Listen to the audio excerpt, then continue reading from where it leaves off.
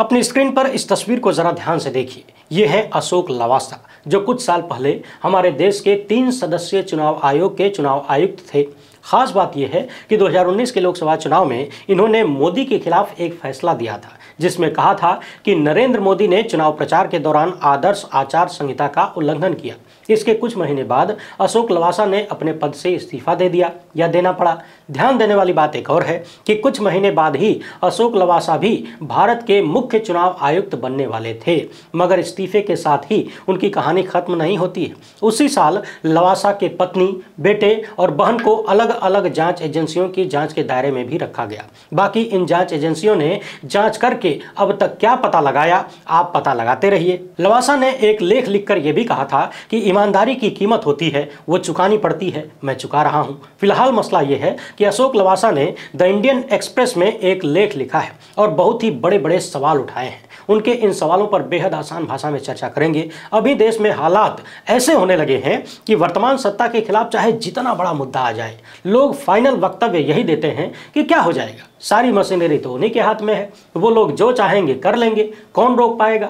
आम जनमानस तो खाली अपने मुद्दों पर वोट ही दे सकता है ना, लेकिन उसके बाद क्या। और ये बात मैं यूं ही नहीं कह रहा हूं, प्रतिदिन हमारे वीडियोस पर इस तरह के हजारों कमेंट आते हैं और कमेंट करने वाले लोग इसी देश के नागरिक हैं। मैं सबका कमेंट पढ़ता भी हूं, इसलिए किया करिए। तो आज हमने इस वीडियो में एक साथ 10 ऐसे पॉइंट्स निकाल कर रखे हैं जो सीधे सीधे चुनाव आयोग की पारदर्शिता और कार्य प्रणाली पर लोगों को संदेह करने के लिए मजबूर करते हैं। ये 10 के 10 कारण बेहद महत्वपूर्ण है। एक के बाद एक मामला जब आप देखेंगे तो यकीन मानिए सोचना पड़ेगा, विचारना पड़ेगा कि आखिर संदेह क्यों न किया जाए। और उससे भी गंभीर मसला यह है कि संदेह मिटाने की कोशिश करने वाला कोई दिख ही नहीं रहा है।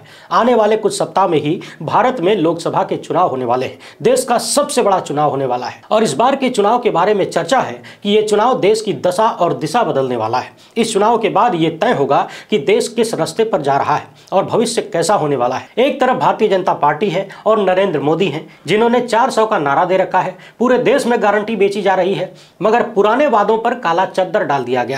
गारंटी बेचने में आपका मोटा धन बड़ी बेफिजूली से खर्चा किया जा रहा है। थोड़ी देर में एक उदाहरण देखने को मिलेगा। इसके साथ ही प्रधानमंत्री मोदी ये दावा भी कर रहे हैं कि तीसरी बार सत्ता में आएंगे तो और बड़े फैसले लिए जाएंगे। और बड़े फैसले तो ऐसे बताया जाता है जैसे बहुत बड़े बड़े फैसले ले चुके हों देश के हित में। हाल ही में उनके एक सांसद ने कह दिया कि 400 सीट इसलिए चाहिए क्योंकि हमें संविधान बदलना है। संविधान बदलने से सीधे सीधे अभिप्राय लोगों ने यह निकाला कि यानी दलित, कमजोर, पिछड़े लोगों को जो अधिकार मिले हैं, खासकर महिलाओं को जो अधिकार हमारा संविधान देता है, क्या उन सब पर संकट आने वाला है। क्योंकि जो लोग सत्ता में हैं, कहीं ना कहीं उनकी विचारधारा में ये चीजें शामिल हैं कि देश में दलितों और कमजोर वर्ग को आरक्षण नहीं मिलना चाहिए। अपने कार्यक्रमों में गुप्त रूप से वह लोग आरक्षण को भारत पर सबसे बड़ा अभिशाप मानते हैं। लगातार व्हाट्सएप यूनिवर्सिटी में भी यही बातें ठेली जाती हैं। आइए शुरुआत करते हैं उन 10 कारणों से जो देश की जनता को मजबूर कर रहे हैं चुनाव आयोग पर सवाल उठाने के लिए। आप सभी से अनुरोध है कि वीडियो को पूरा देखिएगा और अंत में अशोक लवासा ने जो गंभीर सवाल उठाए हैं उन्हें ध्यान से सुनिएगा। अपना जवाब कमेंट बॉक्स में जरूर लिखिएगा। पहली बार देख रहे हैं तो चैनल को सब्सक्राइब करके घंटा बजा दीजिए टन से। यह सब कुछ बिल्कुल फ्री होता है, लेकिन हर वीडियो को लाइक करना बहुत जरूरी होता है, इसलिए शुरुआत में ही कर लिया करिए। बाकी लोग अपनी अपनी साजिशें चला रहे हैं, कोई दिक्कत नहीं है। पहले नंबर पर बात करते हैं मशीनों की। जी हां, उस मशीन की जिसका बटन दबाकर देश की जनता अपने मताधिकार का प्रयोग करती है, सरकार चुनती है। पिछले कई साल से इस मशीन को लेकर देश भर में सवाल उठाए जा रहे हैं। लगातार चर्चा हो रही है कि एक वक्त में जो भाजपा के नेता इस मशीन को देश के लोकतंत्र के लिए खतरा मानते थे, बाकायदा किताबें लिखते थे, वो अब इसकी पूजा करने में क्यों लगे हैं। सुप्रीम कोर्ट के तमाम वकील महीनों से मशीन को हटाने की लड़ाई लड़ रहे हैं। तमाम एक्सपर्ट्स देश भर में घूम घूम कर डेमो दिखा रहे हैं कि किस तरीके से मशीन और इसके साथ जोड़ा गया वीवीपैट बड़े स्तर पर घपलेबाजी का कारण बन सकता है। ऐसी सेटिंग की जा सकती है जिससे जिस पक्ष को जितना वोट देना चाहे दे दिया जाए। तमाम एक्सपर्ट्स लगातार चैलेंज करते रहे हैं, लेकिन चुनाव आयोग इन मशीनी जानकारों से मिलने की बजाय गाड़ी लेकर आम जनता के बीच निकल चुका है। कहता है कि बटनिया दबाओ, देखो जो दबाया वही दिख रहा है ना। और इतना करवाकर खुद चुनाव आयोग के अधिकारी ही कहते हैं, वो कर्मचारी ही कहते हैं कि इसका मतलब है कि सब कुछ ईमानदारी से है। ये बात तो ठीक वैसे ही है जैसे कक्षा में कोई बच्चा अपनी कॉपी शिक्षक की बजाय मोहल्ले के अपने दोस्त से चेक करवाए, जो पढ़ाई में उससे भी गया गुजरा है। चुनाव आयोग की गाड़ियां कहीं सब्जी मंडी के पास खड़ी मिलती हैं तो कहीं भीड़ भाड़ वाले बाजार के पास खड़ी हो जाती हैं और उस जनता को मशीन पर विश्वास दिलाती हैं जिस जनता को अपने कल का विश्वास नहीं है, आज का विश्वास नहीं है, जिसने धोखा खाने की आदत पाल रखी है। इस कदर आदत पड़ चुकी है कि पता भी नहीं चलता कब कौन नेता धोखा देकर चला गया। लगातार सवाल उठ रहा है कि जब दुनिया भर के देशों ने, बड़े बड़े देशों ने जो हमसे तकनीकी रूप से बहुत आगे हैं, उन्होंने इस मशीन को लात मार दी तो फिर हमारी ऐसी कौन सी मजबूरी है। मगर इन सब के बावजूद सीधा सा सवाल है, इतना सा है कि लोकतंत्र में जनता मालिक होती है। जिस जनता को सरकार चुनने का अधिकार है, उस जनता को सरकार चुनने का माध्यम चुनने का भी अधिकार है। देश की जनता किस माध्यम से वोट देगी, ये चुनने का अधिकार भी इसी देश की जनता को है। मगर चूंकि लोकतंत्र में नौकर को जब भगवान बना दिया जाता है तो जनता अपने आप को गुलाम प्रजा मान लेती है, लेकिन ये पूरी तरह से नहीं हो पाता। जो लोग जागरूक हैं वो सवाल उठा रहे हैं और जिस तरीके से चुनाव आयोग इस मामले पर भाग रहा है, मोदी सत्ता मामले से जिस तरीके से भाग रही है, लोगों के भीतर संदेह बढ़ता जा रहा है। लोग कह रहे हैं कि यदि आपको अपनी जीत पर इतना ही भरोसा है, इतना ही विश्वास है कि 400 पार आ ही जाएगा, तो फिर बैलेट पेपर की व्यवस्था क्यों नहीं करते। लेकिन इस मसले पर चुनाव आयोग का रवैया लोगों के भीतर और ज्यादा संदेह पैदा कर रहा है। मामला सुप्रीम कोर्ट तक पहुंच चुका है। आगे आगे देखिए होता है क्या। संदेह का दूसरा बड़ा कारण है मशीन का कुछ हिस्सा बनाने वाली कंपनी में भाजपा तथा आरएसएस से जुड़े हुए लोगों का इंडिपेंडेंट डायरेक्टर के पद पर होना। हाल ही में खुलासा हुआ कि जहां ये मशीनें बनती हैं उस कंपनी में इंडिपेंडेंट डायरेक्टर के पद पर 7 में से लोग सीधे सीधे भाजपा से जुड़े हुए हैं और कुछ ने तो स्वतः घोषणा भी कर दी कि हाँ हम भाजपाई हैं। और महत्वपूर्ण बात यह है कि इनके खिलाफ कई महीने से शिकायत होती रही, कोई कार्रवाई नहीं की गई। कहा जाता है कि आदमी निष्पक्ष नहीं होता है तो कम से कम निष्पक्ष दिखने की कोशिश तो करता है, लेकिन यहाँ भयंकर ढिठाई देखने को मिल रही है। कार्यवाहियों पर तो लगातार निष्पक्षता का सवाल उठता ही है। मोदी सत्ता और सिस्टम ने निष्पक्ष दिखने का बहाना करना भी छोड़ दिया है। शायद उन्हें इस बात का डर ही नहीं है कि देश में सवाल होगा, जनता सवाल करेगी, जवाब देना पड़ेगा। और इसके पीछे का कारण शायद सिर्फ और सिर्फ एक है, क्योंकि गोदी मीडिया पर पूरा कब्जा है। संदेह का तीसरा बड़ा कारण है कथित रूप से गायब हुई 19 लाख मशीनें। आपको याद होगा पिछले कई साल से यह बात चर्चा में है कि कंपनियों ने बनाई लगभग 40 लाख मशीनें और आयोग को मिली लगभग 20 लाख मशीनें। मोटा मोटी 19 लाख से अधिक मशीनें कहां गायब हो गई, ये सवाल पिछले कई साल से गूंज रहा है, पूछा जा रहा है। जवाब देने वाला कोई इस देश में जिंदा ही नहीं है। इसी बीच कई जगहों से यह खबरें आई कि वोट डाला गया किसी और मशीन में, गिनती के समय कुछ और मशीन प्रयोग कर ली गई कथित रूप से। ऐसे आरोप कई बार लगे। हाल ही में मध्य प्रदेश के विधानसभा चुनाव में कांग्रेस ने यह आरोप लगाया कि गिनती के समय कई मशीनें 99% तक चार्ज पाई गई थी। अब सवाल यह है कि जिस मशीन में 8 घंटे तक लगातार वोट डाला गया हो, कई हफ्ते तक वो मशीन रखी गई हो, तो फिर वो 99% तक चार्ज कैसे हो सकती है। लोग सवाल पूछ रहे हैं कि क्या गायब हुई 19 लाख मशीनों का कोई दुरुपयोग हो रहा है, और इतनी बड़ी संख्या में मशीनें यदि गायब हैं तो फिर इसकी जांच क्यों नहीं होती। चुनाव आयोग कर क्या रहा है। ये मशीनें कोई टेलीविजन तो है नहीं, रेडियो मोबाइल तो है नहीं कि कोई उसे चुरा कर ले जाएगा बाजार में बेच देगा। कबाड़ी के सिवाय इसका कहीं कोई प्रयोग नहीं हो सकता। आम आदमी के पास मिल जाए तो जेल भी जाना पड़ सकता है। तो फिर सवाल यह है कि ये मशीनें कहां हैं, इनका प्रयोग किस रूप में हो रहा है। क्या भारत के लोकतंत्र को लूटने में भी इन मशीनों का दुरुपयोग हो सकता है? यदि हो सकता है तो कौन कर सकता है? यदि हो रहा है तो कौन कर रहा है, कैसे कर रहा है? और इस मामले पर जैसा सन्नाटा सत्ता और चुनाव आयोग की तरफ से अब तक देखने को मिला है, वो संदेह पैदा करता है। चौथा बड़ा कारण है 2019 के लोकसभा चुनाव में वोटों की घटोतरी बढ़ोतरी। हमने कई बार आपको दिखाया कि कैसे 2019 के लोकसभा चुनाव में देश में 370 से अधिक सीटों पर मशीन के वोटों की गिनती बराबर नहीं थी, यानी वोट पड़े कुछ और, गिने गए कुछ और। अब सवाल ये उठता है कि यदि मशीन से ही सब कुछ होता है और मशीन परम ईमानदार है, तो फिर वोटों में अंतर कैसे आ सकता है। सोच कर देखिए, हमारे देश में लोकसभा में बहुमत का जो आंकड़ा है उससे लगभग 100 सीटें अधिक पर मामला गड़बड़ पाया गया। चिंता की बात यह भी है कि चुनाव आयोग ने इस पर स्पष्टीकरण देने से एक वक्त में इनकार कर दिया था। कहा गया कि अभी पूरा डाटा नहीं दिया गया है, जबकि ये बात भी कथित रूप से गलत साबित हुई। आप खुद ही सोचिए, क्या मशीन अपने हिसाब से वोटों को कम या ज्यादा कर सकती है? आपके दिमाग में आ सकता है कि टेस्टिंग के दौरान जो वोट डाले जाते हैं हो सकता है उनको डिलीट न किया गया हो, मगर टेस्टिंग में कितने वोट डाले जाते हैं? 100, 200, 500, 1000? हजारों हजार तो नहीं डाले जाएंगे, 20,000 वोट टेस्टिंग में तो नहीं डाले जाएंगे। यहाँ पर तो अंतर 19,000 20,000 वोटों तक का पकड़ा गया है। यहाँ पर दो तरफा गेम देखने को भी मिला कथित रूप से, कहीं पर वोट बढ़ा तो कहीं पर वोट घटा। लोगों ने कहा कि जहां पर वोट बढ़ाकर जीत सकते थे वहां बढ़ाया गया होगा, जहां पर घटाकर जीत सकते थे वहां घटाया गया होगा। कुछ भी संभव है, मगर सबसे बड़ा सवाल यह है कि यह संभव कैसे है कि यदि मशीन बिल्कुल ईमानदार है तो फिर वोटों की गिनती में ऊपर नीचे कैसे हो सकता है।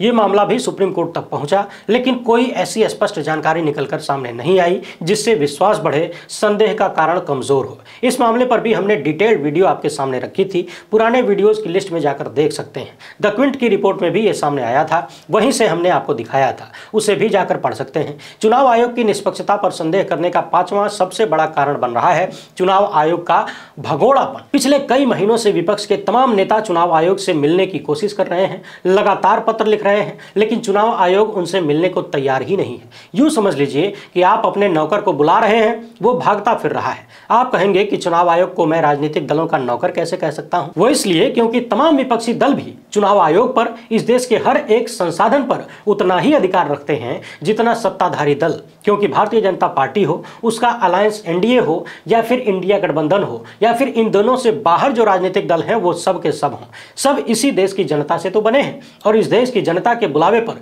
चुनाव आयोग आता नहीं है, मिलने का समय नहीं देता, भागा भागा फिर रहा है। ये भी एक महत्वपूर्ण कारण है कि यदि आप सवालों का जवाब देने में सक्षम हैं, यदि आप ईमानदार हैं, आपके मन में कोई खोट नहीं है, कोई चोरी नहीं है, आप भारतीय लोकतंत्र के प्रति निष्पक्ष हैं, तो फिर दुम दबाकर भागने की आवश्यकता क्यों है? संदेह का छठा कारण है कथित भेदभाव। आप लगातार देखते होंगे तमाम विपक्षी दल चुनाव आयोग पर आरोप लगाते हैं कि भारतीय जनता पार्टी के नेता जब आचार संहिता का कथित उल्लंघन करते हैं तो उन पर चुनाव आयोग आंखें मूंद लेता है, तथा विपक्षी नेता गलती ना भी करें तो भी चुनाव आयोग कान खड़े करके देखता रहता है। आपको याद होगा पीएम मोदी पर लगातार आचार संहिता का उल्लंघन करने का आरोप लगता है। नियमों के अनुसार धर्म या जाति के आधार पर वोट मांगना गलत है, मगर देश के प्रधानमंत्री समेत पूरी की पूरी भाजपा और उनके नेता लगातार ये काम करते हैं और गोदी मीडिया वालों से 24 घंटे करवाते हैं, कभी प्रत्यक्ष रूप से कभी अप्रत्यक्ष रूप से, मगर उनके खिलाफ कोई कार्रवाई नजर नहीं आती। जबकि हाल ही में चुनाव आयोग ने कुछ निर्देश जारी किए, कथित रूप से ऐसी भाषा का प्रयोग किया गया जैसे लगा कि ये निर्देश केवल और केवल राहुल गांधी के लिए ही विशेष रूप से बनाए गए हैं। कहा गया कि राहुल गांधी हिसाब से बोलें, जबकि देश के प्रधानमंत्री और गृहमंत्री लगातार घूम घूम कर अलग अलग मंचों से झूठे दावे करते हैं, झूठे आरोप लगाते हैं, जो सिद्ध रूप से झूठ है वो भी बोल जाते हैं, मगर उन्हें रोकने टोकने वाला कोई जिंदा नहीं है। गोदी मीडिया इन मामलों पर भले ही चर्चा न करे, मगर देश की जनता देखती है और ये कथित भेदभाव भी चुनाव आयोग पर संदेह करने का बड़ा कारण बन रहा है। साल 2019 के चुनाव में नरेंद्र मोदी पर आदर्श आचार संहिता का उल्लंघन करने का आरोप लगा था। आपको याद होगा उसी चुनाव में प्रधानमंत्री ने देश के शहीद सैनिकों के नाम पर वोट भी मांगा था। मुझे याद नहीं ये काम उन्होंने आचार संहिता लागू होने के पहले किया या बाद में, मगर इतना पता है कि शहीदों के नाम पर, सेना के नाम पर नरेंद्र मोदी ने वोटों की भीख मांगी, जो कि नैतिक रूप से भी चिरकुटाई की श्रेणी में आता है, चिरकुटाई की पराकाष्ठा है, मगर प्रधानमंत्री मोदी ने वो काम किया है। 2019 के चुनाव के दौरान उस वक्त के चुनाव आयुक्त ने फैसला सुनाया कि मोदी ने चुनाव प्रचार के दौरान आचार संहिता का उल्लंघन किया था। कथित रूप से इसका परिणाम यह हुआ कि कुछ महीने बाद ही अशोक लवासा को पद से इस्तीफा देना पड़ा, जबकि इस्तीफा देने के कुछ ही महीने बाद वो भारत के मुख्य चुनाव आयुक्त बनने वाले थे। और न सिर्फ इन्हें अपना पद छोड़ना पड़ा, बल्कि इनकी पत्नी, इनकी बहन, इनके बेटे यानी परिवार के अन्य सदस्यों को भी केंद्रीय जांच एजेंसियों की छापेमारियों का शिकार होना पड़ा, उनकी जांच का सामना करना पड़ा। शायद ये एक नजीर पेश की गई होगी कि जो भी हमारे खिलाफ जाएगा उसकी नौकरी तो जाएगी ही, साथ ही साथ पूरे परिवार को लपेट दिया जाएगा। पिछले दिनों खबर आई कि लोकसभा चुनाव से ठीक पहले देश के एक चुनाव आयुक्त ने, अरुण गोयल ने, अपने पद से इस्तीफा दे दिया है। 3 सदस्यीय चुनाव आयोग में एक पद पहले से खाली था रिटायरमेंट के कारण, और अब 2 पद खाली हो गए हैं। यहां हम संदेह के 2 कारणों को एक साथ मिलाकर देखते हैं। पहला है चुनाव आयुक्त का इस्तीफा और दूसरा है चुनाव आयुक्त की नियुक्ति करने का हथियार जो मोदी ने अपने हाथों में ले रखा है। अरुण गोयल को जिस तरीके से चुनाव आयुक्त बनाया गया था उसे लेकर भी मामला सुप्रीम कोर्ट में पहुंचा था और सुप्रीम कोर्ट ने इन्हें पद पर बिठाने की हड़बड़ी को लेकर बहुत सारे सवाल उठाए थे। अरुण गोयल भी बहुत जल्द मुख्य चुनाव आयुक्त बनने की कतार में थे, मगर इस्तीफा दे दिया उन्होंने, और अब देश के 2 चुनाव आयुक्तों की नियुक्ति प्रधानमंत्री मोदी को करनी है। खबरों के अनुसार 15 मार्च को प्रधानमंत्री मीटिंग कर सकते हैं। इसी को लेकर पूर्व चुनाव चुनाव आयुक्त अशोक लवासा, जिनके बारे में कहा जाता है कि ईमानदारी से काम करने की सजा मिली, पद छोड़ना पड़ा और खुद ही नहीं बल्कि पूरे परिवार को सजा भुगतनी पड़ी। और अब इन्होंने इंडियन एक्सप्रेस में एक लेख लिखा है कि 1 साल पहले ही सुप्रीम कोर्ट ने चुनाव आयुक्तों की नियुक्ति के लिए एक फैसला दिया था, जिसमें चीफ जस्टिस, प्रधानमंत्री और नेता विपक्ष को शामिल किया गया था। और 3 महीने पहले ही चीफ जस्टिस को उस समिति से निकालकर बाहर कर दिया गया और अभी चुनाव आयोग में 2-2 पद खाली हो गए हैं या कर दिए गए हैं। अब समय आ गया है कि इस कानून और इसकी भावना का परीक्षण किया जाए। अशोक लवासा लिखते हैं कि चीफ जस्टिस को इस समिति से बाहर करना समिति के दृष्टिकोण में पूर्व निर्धारित पूर्वाग्रह पैदा करता है। ऐसा कभी नहीं देखने को मिला कि चीफ जस्टिस और प्रधानमंत्री किसी समिति में हों तो वो एक दूसरे के प्रति असहमति दिखाएं। लवासा लिखते हैं कि मोदी सरकार ने ये जो कानून बनाया है जिसमें चीफ जस्टिस को बाहर कर दिया गया, ये कानून दर्शाता है कि आम सहमति बनाने की बजाय मोदी सत्ता में बहुमत सुनिश्चित करने का प्रयास किया है। यानी मोदी सत्ता ने कहीं ना कहीं ये कोशिश की है कि चुनाव आयोग में आयुक्तों की नियुक्ति के मामले में मेरा बहुमत रहे, ताकि कहीं कोई डर न रहे कि हमारी मर्जी के खिलाफ वाला कोई चुनाव आयोग में बैठ जाएगा। जबकि लोकतंत्र के लिए बेहतरीन रास्ता ये माना जाता है कि आम सहमति से किसी पद पर किसी का चयन हो जाए। यहाँ एक बात और है जो जनता के बीच चल रही है, वो ये कि लोग मान रहे हैं कि चुनाव आयुक्तों की नियुक्ति के मामले में यदि विपक्ष के नेता के तौर पर अधीर रंजन चौधरी होंगे तो आम सहमति से भी फैसला हो सकता है, क्योंकि बहुत सारे लोग अधीर रंजन चौधरी को भीतर से भीतर कुछ और मानते हैं, क्योंकि वो अक्सर बीजेपी को लाभ पहुंचाने वाले बयान भी देते हैं। बहरहाल अशोक लवासा के मामले पर जरा ध्यान दीजिए। इन्होंने कहा है कि मोदी सरकार ने नियुक्ति पैनल से जिस तरीके से चीफ जस्टिस को बाहर किया और जिस लिए बाहर किया, ये फैसला समझना बहुत ही कठिन है। यानी ये समझ में नहीं आ रहा है कि क्यों किया गया है। लवासा ने यह भी लिखा है कि उन्हें यह सब कुछ समान रूप से भ्रमित करने वाला लगता है कि कैबिनेट सचिव को कानून मंत्री द्वारा सर्च कमेटी के अध्यक्ष के रूप में क्यों बदल दिया गया। इलेक्शन कमिश्नर की नियुक्ति के लिए नए कानून में मूल प्रावधान 2 अन्य सदस्यों को चुनाव से संबंधित मामलों में ज्ञान और अनुभव रखने का प्रावधान है। अध्यक्ष पद को बदलने और सदस्यों के मामले में चुनाव से संबंधित मामलों में ज्ञान और अनुभव रखने को हटाने का उद्देश्य क्या हो सकता है। यहां एक बात और स्पष्ट कर दूं, दवायर की ये रिपोर्ट अंग्रेजी में है, भाषांतरण में थोड़ा बहुत ऊपर नीचे हो जाए तो क्षमा करिएगा। अशोक लवासा के बारे में एक विशेष बात बताना तो मैं भूल ही गया। दवायर ने रिपोर्ट दी थी कि 2019 के चुनाव के दौरान जब उन्होंने प्रधानमंत्री पर आचार संहिता का उल्लंघन करने का फैसला दिया था तो उसके कुछ ही हफ्तों बाद अशोक लवासा के निजी मोबाइल नंबर को पेगासस स्पाईवेयर के संभावित टारगेट वाले नंबरों की सूची में रखा गया था। यानी आसान भाषा में कहें तो जब अशोक लवासा ने पीएम मोदी को आचार संहिता का उल्लंघन करने के मामले में नामित किया तो पहले उन्हें पद छोड़ना पड़ा, कथित रूप से पूरे परिवार को जांच एजेंसियों का सामना करना पड़ा और उसके बाद इनके मोबाइल फोन में जासूसी सॉफ्टवेयर कथित रूप से ठूस दिया गया। बाकी आप सब जनता बहुत समझदार हैं, पूरी कहानी समझ चुके होंगे। अब अशोक लवासा ने जो सवाल उठाए हैं उससे यही समझ में आता है कि शायद प्रधानमंत्री को यह डर था कि चुनाव आयोग में जितने भी आयुक्त हैं वो मेरी मर्जी के रहें, कहीं ऐसा न हो कि चीफ जस्टिस और विपक्ष के नेता मिलकर किसी निष्पक्ष व्यक्ति को चुन ले या फिर ईमानदार व्यक्ति को चुन ले जिस पर मेरा प्रभाव न हो, जो मेरी बात न माने। क्या ऐसा है? अब तक हमने आपको 9 कारण बता दिए जो चुनाव आयोग पर संदेह करने के लिए आम नागरिक को मजबूर करते हैं। 10वां कारण है चुनावी बॉन्ड,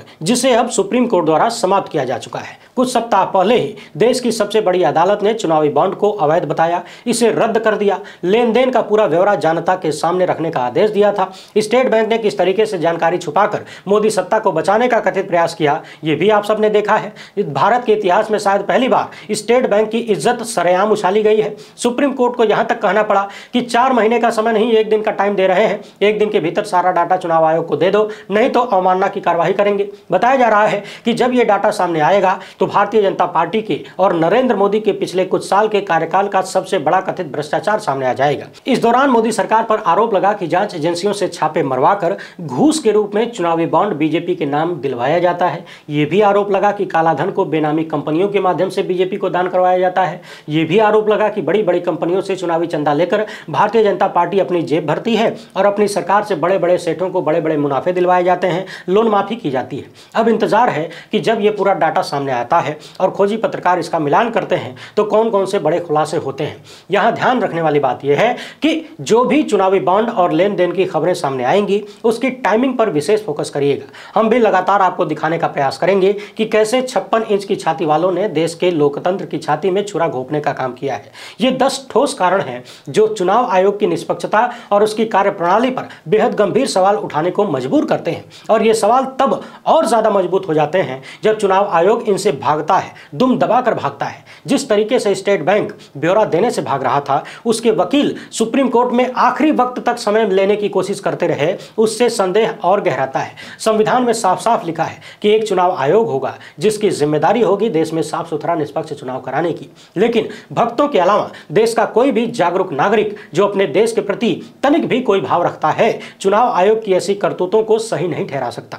यह सब कुछ संभव तब हो पा रहा है जब देश में मीडिया देश का दुश्मन बन चुका है। भारत के देशद्रोही गोदी मीडिया और उसके देशद्रोही लपटझंडिसों ने कसम खा रखी है कि एक व्यक्ति को सत्ता में बनाए रखने के लिए, उसको भगवान बताने के लिए, उसके तलवे चाटने के लिए 140 करोड़ की आबादी वाले देश का बंटाधार करके ही मानेंगे। हाल ही में चंडीगढ़ मेयर का चुनाव हुआ था। वीडियो सामने आया जिसमें भाजपा का एक एजेंट सरेआम वोटों की घपलेबाजी कर रहा था। उसके समर्थन में भी गोदी मीडिया के तमाम लपटझंडी सामने आ गए, मगर बाद में सुप्रीम कोर्ट के सामने भाजपा का वही एजेंट जब पहुंचा तो इस कदर हिल गया, इतना डर गया कि उसने सच कबूल लिया और कह दिया कि हाँ, मैंने मतपत्रों को खराब किया था। गोदी मीडिया के वही लपटझंडिस और वही अमन चोपड़ा एक बार फिर से इलेक्टोरल बॉन्ड के मामले पर मोदी सत्ता का साथ देता हुआ नजर आ रहा है। मैंने कई बार कहा कि इन सब की चमड़ियां बहुत मोटी है, मगरमच्छ भी शर्मा जाए जब इनकी चमड़ी की मोटाई देख ले। जिन लोगों का कर्तव्य है सवाल करना, वो नरेंद्र मोदी की तमाम भ्रष्ट और गलत नीतियों को भी बार बार सही ठहराने का काम करते हैं, और सवालों के बदले यदि किसी सत्ता को समर्थन मिलने लगे तो फिर उसके हाथों अच्छा काम कैसे हो सकता है। कहा जाता है कि ताकत व्यक्ति को भ्रष्ट बना देती है और असीम ताकत महाभ्रष्ट बना देती है। आप दर्शक भी कमेंट करके बताइएगा कि क्या इन 10 कारणों के अलावा कोई और भी कारण है जो चुनाव आयोग की निष्पक्षता पर सवाल खड़े करता है, संदेह करने पर मजबूर करता है। लगे हाथ एक और खबर देख लीजिए।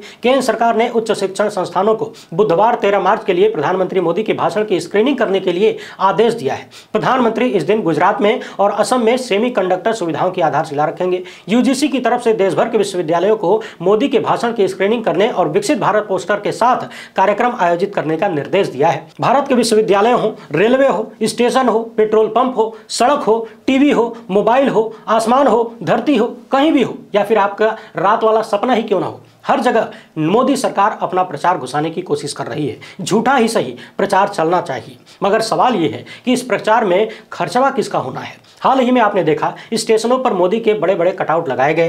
किसी कटआउट की कीमत 1.25 लाख रुपए थी, किसी की 6.25 लाख रुपए बताई गई। करोड़ों रुपया खर्च हुआ। ये करोड़ों रुपया किसका है? उसके बाद खबर आई कि मोदी सरकार ने देश भर के सरकारी तेल कंपनियों को आदेश दिया कि हर एक पेट्रोल पंप पर मोदी की गारंटी वाला पोस्टर लगा दो, जबकि पुराना पोस्टर भी मोदी का ही था। लेकिन अब गारंटी बेचने का टाइम आ गया है तो नया पोस्टर लगाना है। सवाल उठा कि जब हफ्ते 10 दिन में ही आचार संहिता लागू हो जाएगी और पोस्टर हटाना पड़ेगा तो फिर देश का अरबों रुपया खर्च क्यों किया जा रहा है, क्यों बर्बाद किया जा रहा है, क्यों फूंका जा रहा है। मगर वो तो भला हो आप जैसी देश हित वाली जनता का, जो देश हित में महंगा महंगा डीजल पेट्रोल खरीद रही है। एक बार नहीं पूछ रही है कि इतना महंगा क्यों है। कोई नहीं पूछता कि जो रामदेव एक वक्त में कहा करता था कि 30 रुपया 35 रुपया डीजल पेट्रोल मिलेगा, अब उसकी जबान पर ताला क्यों लग गया है। आखिर क्यों इस देश की जनता झूठ बोलने के कारण रामदेव का बहिष्कार नहीं करती, उस व्यक्ति से सवाल नहीं करती। क्या रामदेव ने यह बोलकर पूरे देश की जनता को ठगा नहीं है, फ्रॉड नहीं किया है? और सिर्फ डीजल पेट्रोल ही नहीं, उस व्यक्ति ने काला धन वापस लाकर देश के गांवों में लगाने की बात भी कही थी। 10 साल सत्ता गुजरने के बाद अब पता चलता है कि रामदेव के खुद के न जाने कितने काले कारनामे हैं। तो जिसका खुद का काला होगा वो दूसरों का काला कहां से ढूंढेगा। बाकी देखते जाइए, चुनाव आते आते कहीं ऐसा न हो कि मोदी सरकार कह दे कि भारत का हर एक नागरिक अपने अपने घर में मोदी की गारंटी वाला पोस्टर लगाएगा और घर के बाहर भी बड़का बड़का फ्लैक्स लगाएगा। नहीं लगाएगा तो बुलडोजर भेज दिया जाएगा और ये सब कुछ अपने पैसे से करना होगा। जो नहीं करेगा उसको पाकिस्तान भी जाना पड़ सकता है। बहरहाल वीडियो पसंद आई हो तो वीडियो को लाइक और शेयर जरूर करें। पहली बार देख रहे हैं तो चैनल को सब्सक्राइब कर लीजिए। हमसे जुड़ने के लिए बहुत बहुत धन्यवाद। जय हिंद।